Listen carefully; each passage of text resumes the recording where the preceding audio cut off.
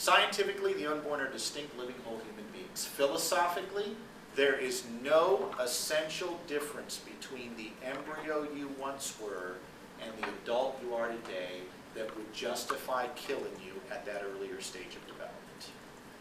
Are there differences between embryos and adults? Of course. That's not the question, though. The question is, are those differences morally significant such that we can say it would have been okay to kill you then, but not now? And as Stephen Schwartz points out, there's only 4 differences between that embryo you once were and the adult that's here today. And not one of those 4 differences matters such that we can say killing you then was fine, but not now.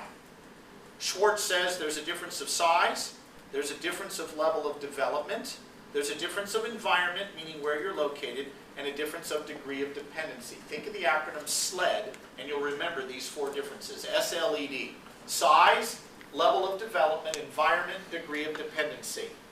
We have found in our organization that this little acronym is one of the most effective ways to convince people that there's no essential difference that justifies killing that embryo. In fact, we have SLED cards up here with it written out. It's in your notes too, of course. Have I mentioned the notes yet? And have I mentioned that book? They're in both. But here's how we use that SLED acronym. We use it to show that the differences between the embryo and the adult are not sufficient to justify killing the embryo.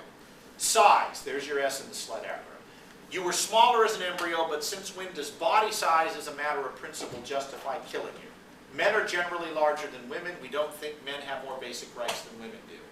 What about your level of development? You were less developed as an embryo than you are now, but we don't think that 2-year-old girls who are less developed than 18-year-old young women have less of a right to life simply because the 2-year-old, for example, does not have a functioning reproductive system yet.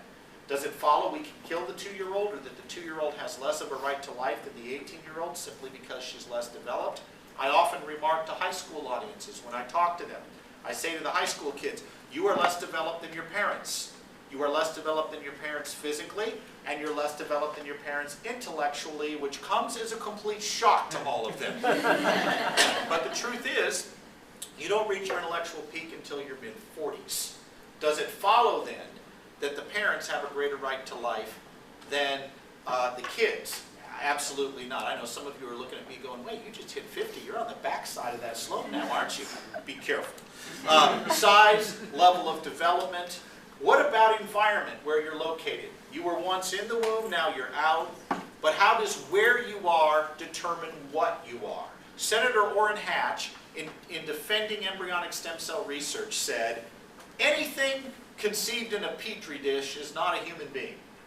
Excuse me, Senator Hatch, how does where you are determine what you are? When you roll over in bed at night, you change location, but you don't stop being you. When you walk from the parking lot into this classroom, you change location. You didn't stop being you.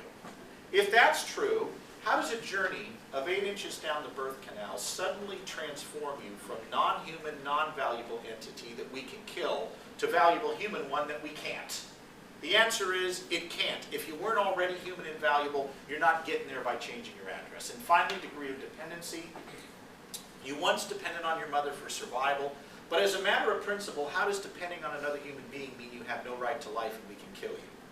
Conjoined twins depend on each other's organs for survival, don't they? Does it follow we can kill the twins because they can't live independent of each other? Size, level of development, environment, degree of dependency. Think SLED.